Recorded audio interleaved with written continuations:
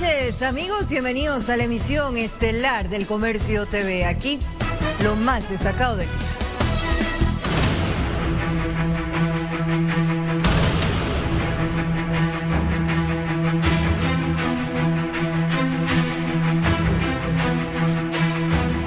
En Guayaquil, decenas de familiares de internos cerraron la vía Daule para exigir información y solicitar la liberación de reos que tienen boleta de excarcelación. El director del SNAI, Bolívar Garzón, anunció que el sistema judicial continuará girando las boletas de acuerdo al cumplimiento de las sentencias. No importó la hora ni el cansancio, tampoco la angustia. Todo terminaba en el mismo arco de la fe. Gloria a Dios. Gloria a Dios. Cristo viene pronto. Amén. Cristo viene pronto. Hay que prepararnos. Los 60 PPL que salieron anoche tenían su boleta pendiente desde el lunes, pero la emergencia postergó el trámite. Aquello desató la ansiedad de cientos de familiares que hoy se agolparon en los exteriores de la penitenciaría. Algunos no sabían nada de su hijo, sobrino o padre. Dicen que todos estaban muertos, pero ahorita en la mañana pues nos dieron información en un listado actualizado. Es uno de los sobrevivientes de los que han quedado del pabellón 5. Hasta aquí 2 veces se ha salvado mi sobrino, gracias a Dios. Dios existe. Cerca del mediodía, decenas de familiares de los internos bloquearon por varios minutos la vía Daule aquí al pie de la penitenciaría del Litoral. Ellos exigían información sobre sus seres queridos y sobre todo que quienes estén a pocos días de quedar en libertad sean entregados antes de tiempo. Le falta 10 días para salir, por eso me estoy acercando para ver si ya lo saco esta noche. El director del SNAI, sin embargo, aclaró que aquello, al menos por ahora, habilitando para que las personas puedan obtener su libertad luego que han cumplido el proceso normal. Mientras el gobierno intenta coger al toro por los cuernos. En ellos, las horas se alargan y el miedo los agita. En la cárcel, con cámara de Hilario Vera, informó Jorge Escobar. Decenas de familiares de reos acudieron al Parque Samanes para obtener información del estado de salud de los privados de libertad. Algunos se retiraban decepcionados, sin obtener datos, y regresaban a la morgue para así continuar en espera.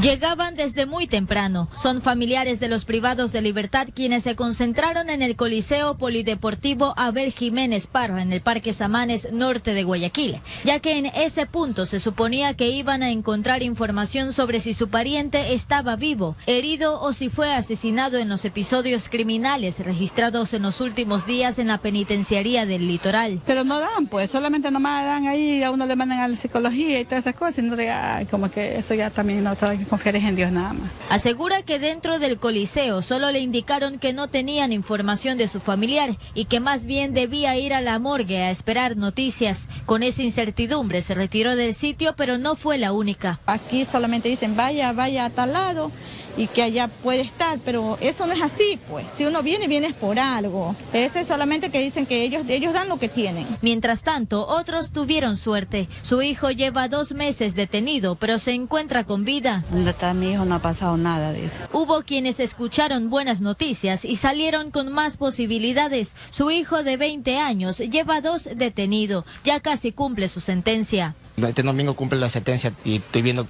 cómo poder sacar la boleta de excarcelación. Pero me mandan a 9 de octubre y Malecón para que haga los trámites. Así seguían llegando familiares, unos con la alegría de saber que su ser querido seguía vivo, y otros confirmaron que debían seguir visitando la penitenciaría o la morgue para ver si en alguno de esos lugares obtienen noticias. Informó Celeste Dueñas. El gobierno tramitará 2.000 indultos para mujeres y personas de la tercera edad o con enfermedades catastróficas para aliviar el hacinamiento en las cárceles del país. A su vez, también se pondrá en marcha un plan estratégico para reestructurar el sistema de rehabilitación del país. Con el control de la penitenciaría del Litoral en manos de la Policía Nacional, el gobierno pone en marcha varias estrategias para reestructurar el sistema carcelario en el país y así trabajar en políticas públicas que mitiguen la crisis. Ha separado las responsabilidades entre la Secretaría de Derechos Humanos y el SNAI. El presidente de la República ha designado como su representante ante el organismo técnico del Sistema Nacional de Rehabilitación Social a la abogada Bernarda Ordóñez, secretaria de Derechos Humanos. Este organismo tiene como función principal la rectoría de las políticas públicas en el sistema de rehabilitación social orientadas a la protección de los derechos humanos de acuerdo con los estándares internacionales. Informaron que se tiene planeado un plan de indultos para 2.000 privados de la libertad entre mujeres, adultos mayores y personas con enfermedades catastróficas, así como también la repatriación de 82 extranjeros. Se tiene previsto un trabajo interinstitucional para revisar la parte jurídica que corresponde al COIP. Se requiere que exista una situación que implique una situación de carácter humanitario. Bolívar Garzón, director del Servicio de Rehabilitación Social SNAI, expresó que se destinará alrededor de $12 millones para incorporar escanes de detección de armas, reposición de equipos tecnológicos y construcción de nuevos pabellones en el complejo penitenciario del Guayas. Garzón también explicó que si bien el plan es integral, actualmente la prioridad estará centrada en el Centro de Rehabilitación de Guayaquil. El plan que hemos referido contempla la construcción de infraestructura en diferentes partes del país para justamente bajar el hacinamiento. Según las cifras oficiales, Ecuador registra un 55% de exceso de población carcelaria a escala nacional, siendo la cárcel del Litoral con 8.167 privados de la libertad la que mayor hacinamiento presenta con un 62%. Informó Mauricio Sánchez. Una supuesta disputa por el liderazgo de la banda de Los Choneros sería el origen de la última masacre dentro de la penitenciaría del Litoral. En la siguiente nota les contamos lo que ocurrió esta semana y cómo se enfrentaron varias organizaciones por el pabellón 5 de esa cárcel.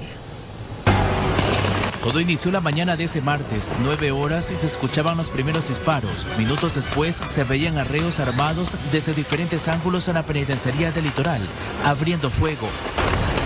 11 de la mañana y continuaba la balacera. Al mediodía ya se hablaban de PPLs asesinados.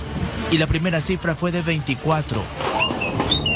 ¿Pero qué había sucedido en el interior del pabellón 8, que según esa descripción policial está al mando de la agrupación Los Tiguerones, y en el 9 Los Lobos? Se unieron y se tomaron el pabellón 5, en el que está el grupo denominado Los Fatales. Para esto rompieron unas rejas, hicieron orificios en las paredes con explosivos para llegar hasta la otra área.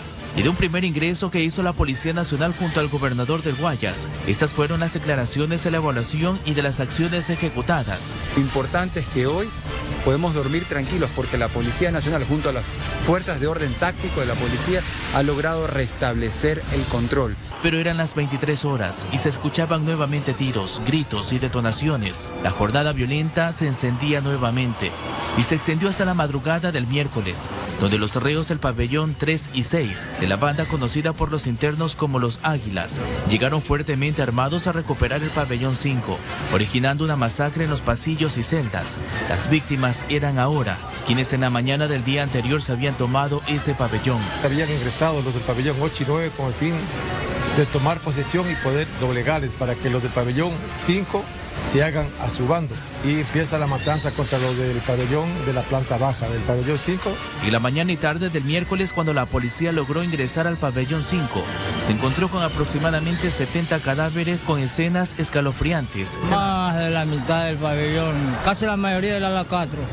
Los únicos sobrevivientes eran yo, como 20 personas, de lo que eran 155. Todos pertenecen y pertenecieron a la agrupación de Los Choneros. En el pabellón 5 y 12 están Los Fatales, que pertenecen a alias Junior, el 3, 6 y 7.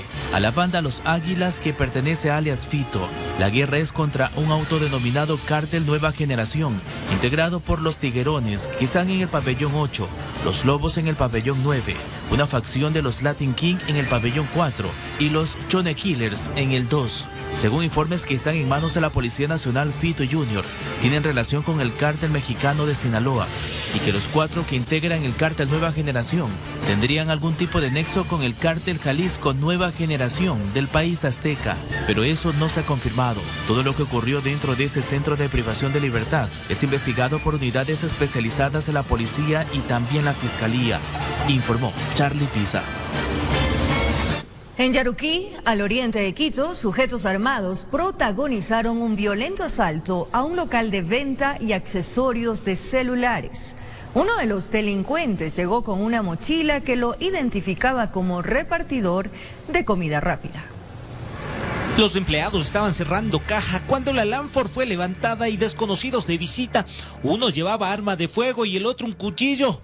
Los trabajadores imaginaron lo peor y no se equivocaron. Al local ingresaron 3 sujetos. La violencia que derrocharon prácticamente fue el mismo infierno terrenal. No sabíamos ni cómo actuar ni de qué manera estar porque nos amenazaron de manera con un arma y un cuchillo. Uno de los delincuentes cargaba una maleta que lo identificaba como repartidor de comida rápida, pero en esta oportunidad no llegó a entregar alimentos, llegó a empacar teléfonos y accesorios. Con esta fachada prácticamente la evidencia del delito pasaba desapercibida. Me tiró al piso, me pateó y prácticamente me buscaba la parte de los bolsillos y me decía que dónde está la plata. En el distrito metropolitano de Quito, la policía ha puesto especial énfasis en el control a motocicletas.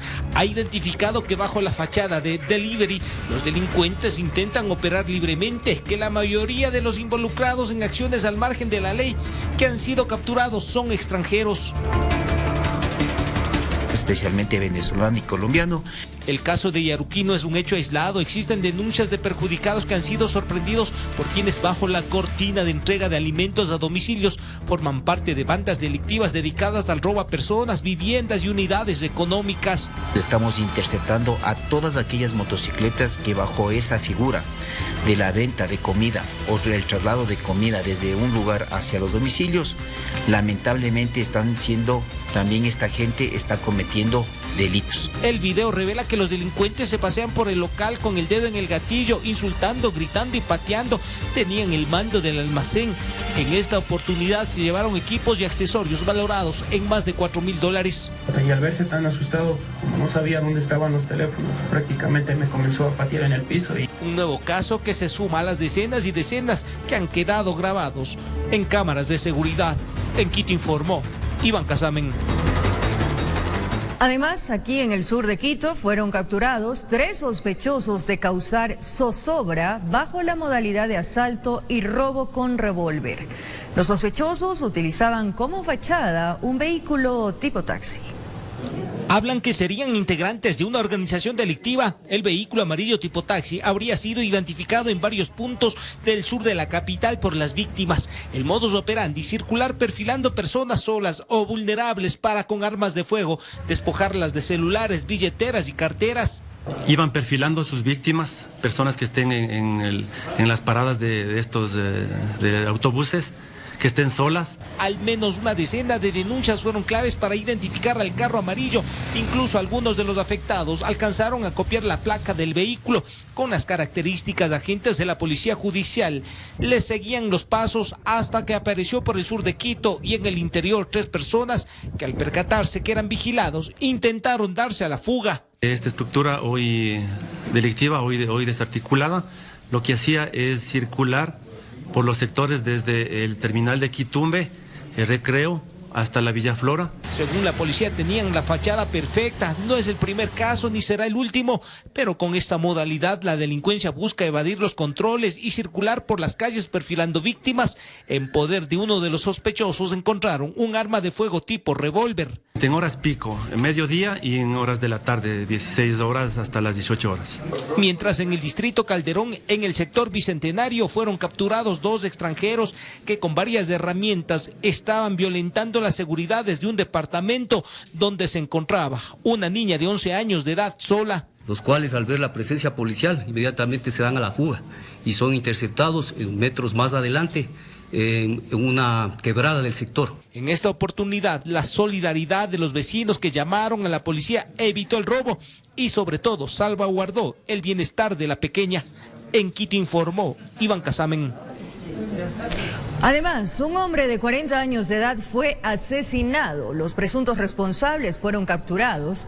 El crimen respondería a un problema con sus amistades.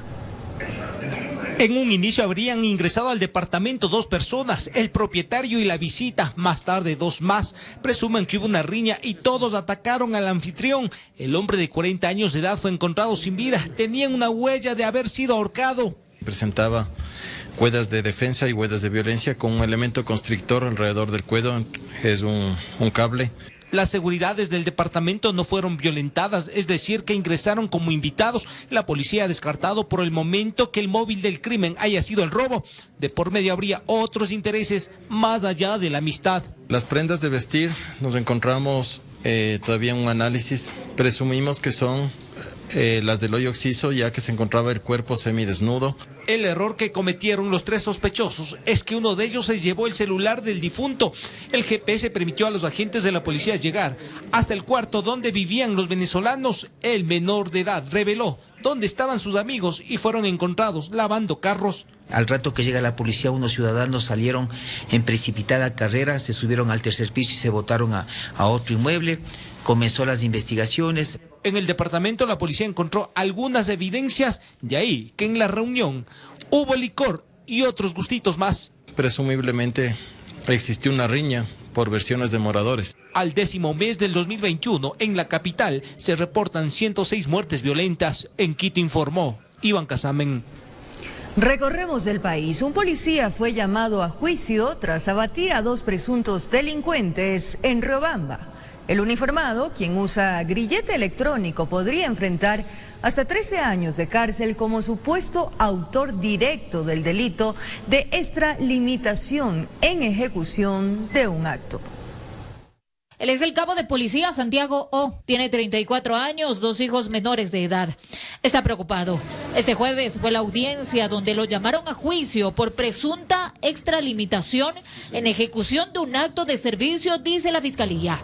Y es que todo inició el pasado 11 de junio cuando uniformados de la DINASEP vieron que se estaba ejecutando un presunto delito de robo e intervinieron. Nos damos cuenta de que un ciudadano estaba queriendo atentar contra la vida de otro ciudadano que hoy conocemos es menor de edad incluso.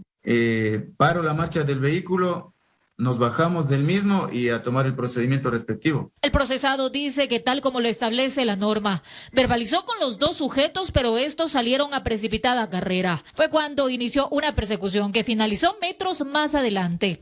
Afirma que hizo uso de su arma de dotación en legítima defensa, pues había un tercer hombre en una moto esperando a los supuestos pillos. El chico que estaba con el arma blanca, con el cuchillo, se abalanza queriéndome agredir a mí.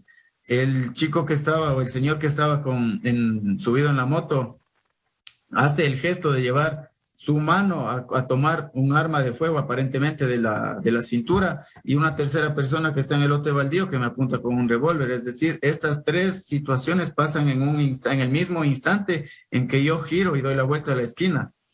Es por eso que al sentir en riesgo inminente, real, mi vida, no tengo más opción que hacer uso del arma de fuego. La Fiscalía, según ese comunicado, señala que el uniformado habría disparado más de una decena de veces y los impactos habrían provocado la muerte de las 2 personas. En un operativo de este tipo, en el que el supuesto infractor tiene en su poder un cuchillo, la otra persona no puede vaciar una alimentadora de perdigones. De su lado, el abogado del procesado rechaza las acusaciones. Pero el concepto de la defensa de un servidor policial es básicamente que ellos salen a protegernos a nosotros como ciudadanos. Consultamos con un penalista que nos aclaró del uso progresivo, proporcional y racional de la fuerza. Entonces estaría plenamente justificado el uso de un arma de fuego si es que el policía se demuestra se encontraba a una corta distancia y peligraba su vida.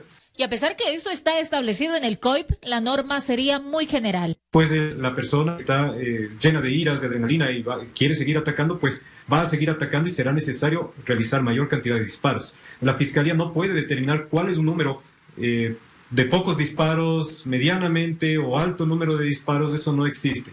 depende de las circunstancias. Y mientras avanza ese proceso legal contra el policía, en la Comisión de Soberanía y Seguridad Integral de la Asamblea se está procesando recién el proyecto de ley de uso progresivo, proporcional y adecuado de la fuerza, donde se establece un marco legal para saber cómo actuar frente a esos eventos. Informó Marilyn Jaramillo. Gracias por seguir en sintonía de la emisión estelar del Comercio TV. El exalcalde de Quito, Jorge Yunda, denuncia supuestas irregularidades en el juicio que se desarrolla en su contra por presunto peculado en la compra de pruebas para COVID-19. Al haber dejado la alcaldía, anuncia que enfrentará el proceso legal personalmente. Una vez que dejó de ser alcalde de Quito, Jorge Yunda al parecer quiere centrar su atención en el proceso legal que se sigue en su contra y 13 personas más por el presunto delito de peculado por la compra de pruebas para COVID-19.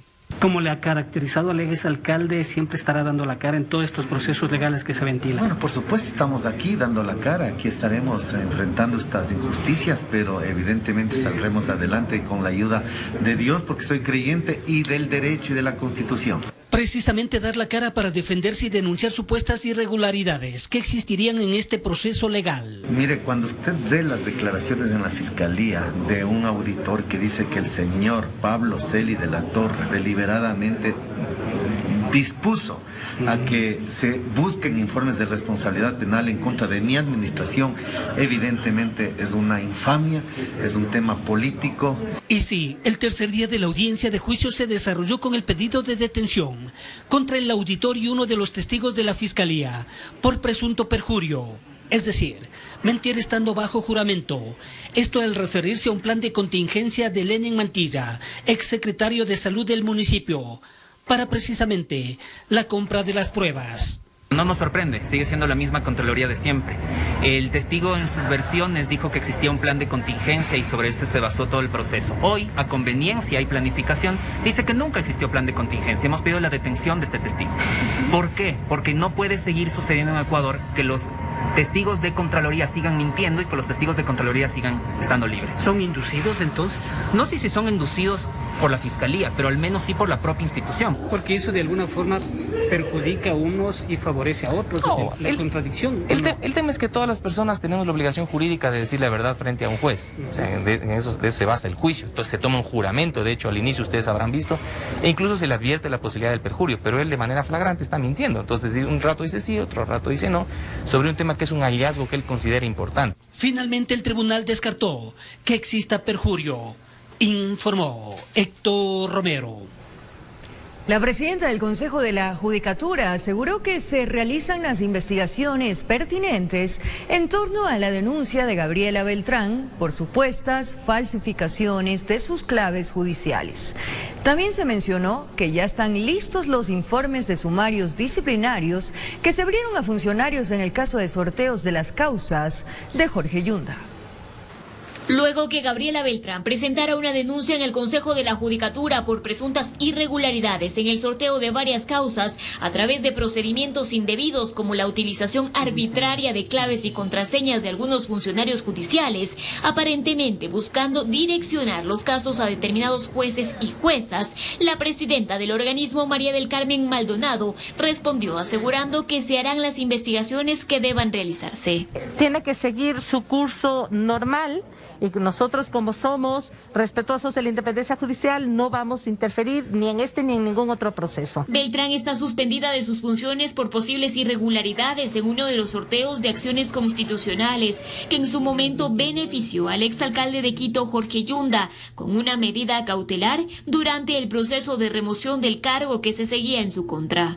No puede ser línea de conducta en el Consejo de la Judicatura destituir, sancionar a funcionarios inocentes como Gabriela Beltrán mientras se encubre o mientras se deja intacto todo el esquema de corrupción. Sobre ello, la presidenta del Consejo de la Judicatura señaló que está a la espera de los resultados de la investigación desarrollados en el marco de los sumarios administrativos abiertos en contra de Beltrán y más funcionarios. Aclaro que el Consejo de la Judicatura como órgano de gobierno está ya listo y presto a conocer sobre los sumarios disciplinarios que en un momento fueron aperturados por el caso Yunda y que muy pronto daremos a conocer al país la decisión del Pleno del organismo. En Quito informó Adriana Rojas. Bancada del oficialismo calificó de irrespetuoso el pronunciamiento de grupos parlamentarios de oposición sobre la petición de desistir del proyecto de ley impulsado por el gobierno. Expresaron que no pueden marcar las acciones que el Ejecutivo considere. Ante la decisión del Consejo de Administración Legislativa de devolver el proyecto de ley creando oportunidades al Ejecutivo, las bancadas de Izquierda Democrática, Pachacutic, Social Cristianos y UNES emitieron un pronunciamiento para decirle al gobierno que desista del envío de la ley. Hay un mensaje claro para que el gobierno o bien tome la vía de la consulta popular, vía que respaldamos varias de las bancadas para consultar al pueblo ecuatoriano temas tributarios o temas laborales, o bien haga un nuevo envío de la propuesta corrigiendo los errores y, por supuesto, respetando la unidad de materia que lamentablemente no se cumplió. Ante esta postura, desde el oficialismo expresaron que no se pueden tomar atribuciones que solo le competen al gobierno y que desde la Asamblea no le pueden marcar líneas de acción al Ejecutivo. Ellos no pueden marcar la cancha sobre cuál es la línea en la que vamos a conversar y mucho menos decirle al presidente de la República qué puede o no puede hacer. Además, el presidente de la República, Guillermo Lasso, fue enfático en decir que llevará a cabo una batalla democrática para defender su proyecto de ley. Vamos a llevar a cabo una batalla democrática para defender el derecho al trabajo al que tiene cada ciudadano ecuatoriano. Si el mecanismo que así consideran que es la consulta popular, bueno, pues vámonos a una consulta popular y que le consulten a la ciudadanía. Si la clase media está de acuerdo que se golpeen los bolsillos de aquellos, si los trabajadores están de acuerdo que existan mecanismos regresivos a los derechos del trabajador, veamos qué responde la ciudadanía ante aquello. Desde la bancada del Acuerdo Nacional hicieron un llamado a los asambleístas para que rectifiquen su parecer y entablar un diálogo con el gobierno, y explicaron que no descartan la posibilidad de recurrir a una consulta popular para que el pueblo se pronuncie al respecto, informó Mauricio Sánchez. Cambiamos de tema. Jueces de la Corte Nacional de Justicia sancionaron con $800 y pidieron que se inicie una investigación en el Consejo de la Judicatura en contra de 2 abogados del exdefensor del pueblo, Freddy Carrión, por supuestamente dilatar la instalación de la audiencia de juicio, que finalmente se postergó para el 14 de octubre. Al parecer, más se tardaron en trasladar al exdefensor del pueblo, Freddy Carrión, desde la cárcel a la Corte Nacional de Justicia para la audiencia de juicio por el presunto delito de abuso sexual, que está en instalarse, generando el rechazo desde la parte acusadora. Los jueces de la Corte Nacional acaban de diferir la audiencia a pedido del doctor Freddy Carrión, quien acaba de reemplazar a su anterior defensa, y la nueva defensa técnica aduce no conocer el expediente y, por tanto, a fin de generar un derecho a la defensa efectivo, solicitan tiempo para poderse preparar. A pesar que los jueces Marco Rodríguez, Daniela Camacho y Walter Macías acogieron el pedido, sancionaron a la nueva defensa de Carrión con $800, equivalentes a 2 salarios básicos unificados, porque Angélica Porras y Roberto Gómez ya habrían actuado en otras etapas del caso. Por lo tanto, conocían el expediente. ¿Injustamente? Claro que sí, injustamente, porque ellos dicen que hemos pedido e insistido en una solicitud que ya fue rechazada. Sin embargo, por encima de todos los derechos, cuando estamos hablando de un proceso penal, estamos hablando del derecho a la defensa. Como testigo de la Fiscalía fue citado Gabriel Martínez, exministro de Gobierno.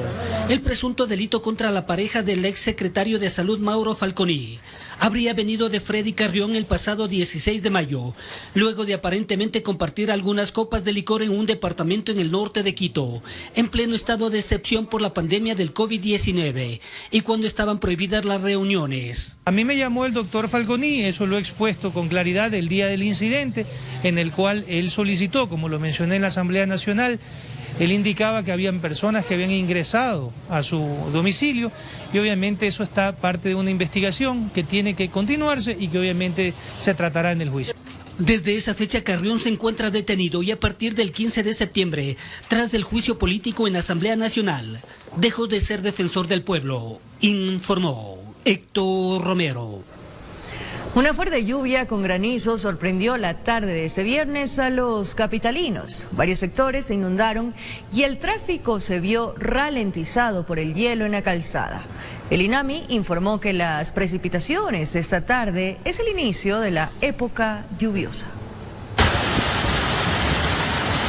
El fuerte aguacero, acompañado de granizo que cayó la tarde de este viernes sobre la capital, vistió a sus calles del norte con una capa de hielo, simulando un pulcro manto blanco que le dio la apariencia de las grandes metrópolis europeas. Como suele suceder con las frecuentes tormentas, algunos sectores presentaron inundaciones debido al taponamiento de sumideros. La Secretaría de Seguridad de Quito informó del estancamiento de agua en la Plaza Argentina, en el Parque La Carolina y el túnel de Guayasamín, hacia donde se trasladaron funcionarios para realizar trabajos de limpieza. La cantidad de granizo sobre las avenidas tornó resbaladizo el asfalto, lo que generó lentitud en el tránsito. La poca visibilidad fue otro factor que obligó a los conductores a bajar la velocidad. Dentro de los reportes se registraron además caída de techos debido al peso del granizo. Colapsa una estructura. De la misma forma se procedió a cortar los tubos para quitar la estructura y dejar en condiciones seguras. Una de las entidades afectadas fue el CNE. Su máxima autoridad, Diana Tamain, informó sobre las afectaciones a través de su cuenta de Twitter. Expertos del Instituto Nacional de Meteorología e Hidrología, INAMI, informaron que nos encontramos oficialmente en el inicio de la época lluviosa en la región interandina, caracterizada por una percepción térmica de incremento de frío. Lo que se está sintiendo últimamente es debido a que hay gran carga de humedad desde el norte del país, lo cual permite pues que se den estas lluvias al acoplarse con el calentamiento diurno acompañadas de tormentas. El pronóstico para las próximas 48 horas se mantendrá similar, con soles en las mañanas y lluvias prolongadas en la noche. Con la realización de Paola Castillo, informó Ismenia Solórzano. Conocida como la enfermedad del olvido, el Alzheimer es una de las patologías más graves que afecta a la memoria cerebral. En el Ecuador existen al menos 100.000 personas diagnosticadas con esta causa. Hoy les presentamos la historia de Estrellita, una madre que sobrelleva la enfermedad con el cuidado de su hija, de quien ya no recuerda su nombre.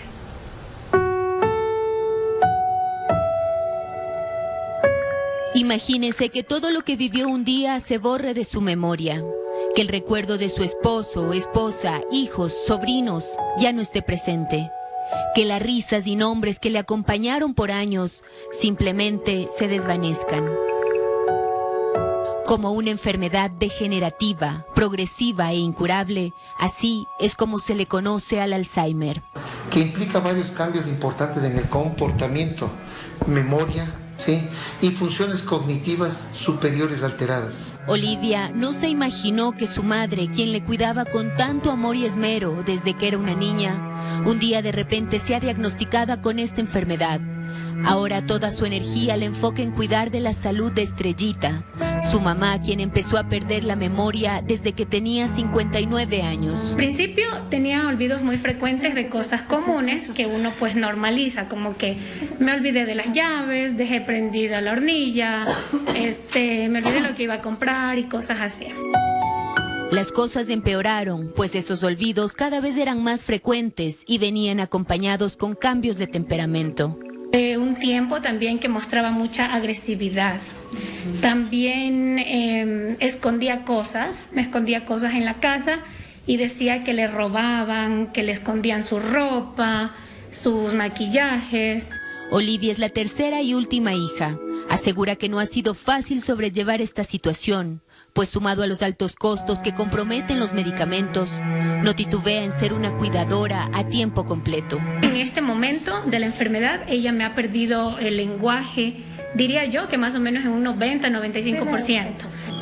Cuando hablamos precoz, cuando es antes de los 60 años, ya pueden presentarse ciertos síntomas y la característica del Alzheimer, a diferencia de otras demencias, es la memoria. Y la segunda, la tardía, cuando se presenta pasados 65 años de edad.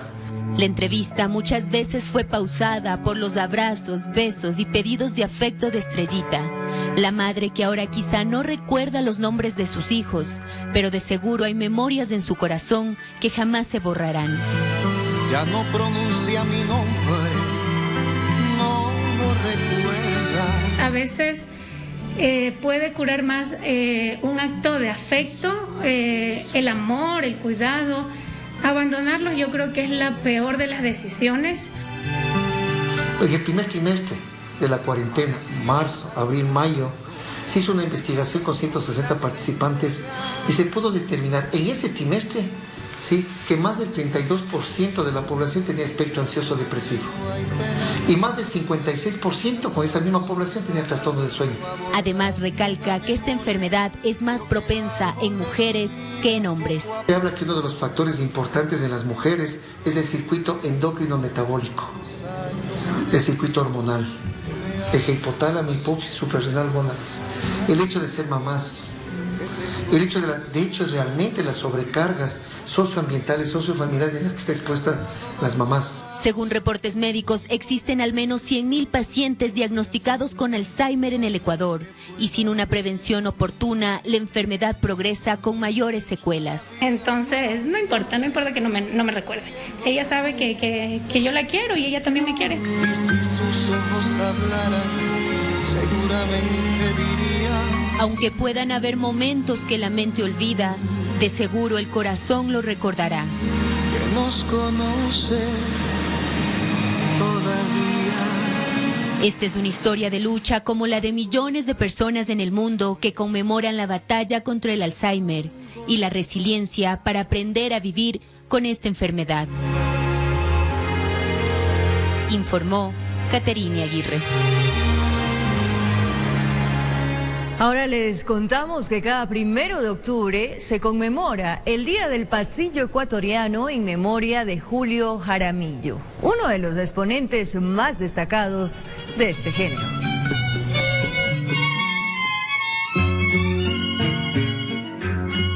Cada 1 de octubre se conmemora el Día del Pasillo Ecuatoriano y uno de sus mejores exponentes es Julio Jaramillo, quien trascendió fronteras con su voz y su música.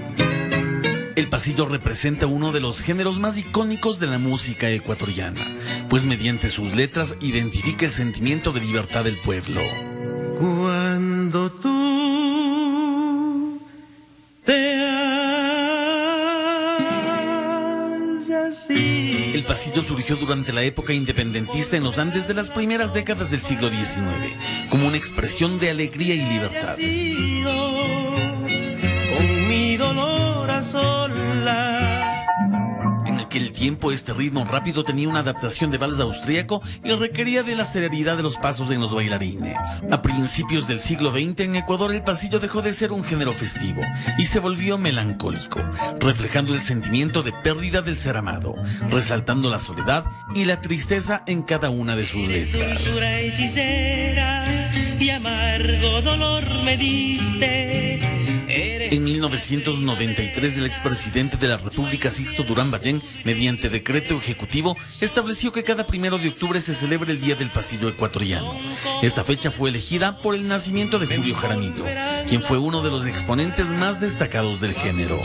El 26 de noviembre de 2018, también mediante decreto, el pasillo fue declarado Patrimonio Cultural Inmaterial del Ecuador. Además, se creó el Museo y la Escuela del Pasillo, reafirmando su importancia y relevancia no solo con el ámbito musical, sino también en la memoria histórica, pues la música, específicamente el pasillo, identifica y representa a los ecuatorianos, convirtiéndose en una joya del arte nacional. Con realización de María Belén Lena, informó Javier Rosero. Y antes de finalizar, una información de última hora. De acuerdo con el Instituto Geofísico, hace pocos minutos se registró un sismo de 3.7 grados en la escala de Richter en Sangolquí, provincia de Pichincha, con una profundidad de 5.93 centímetros. Información de última hora. Con esto nos despedimos, amigos. Es momento de descansar y que disfruten con sus familias de este fin de semana. Todo lo mejor para ustedes. Gracias por acompañarnos en esta semana laboral. Un abrazo grande.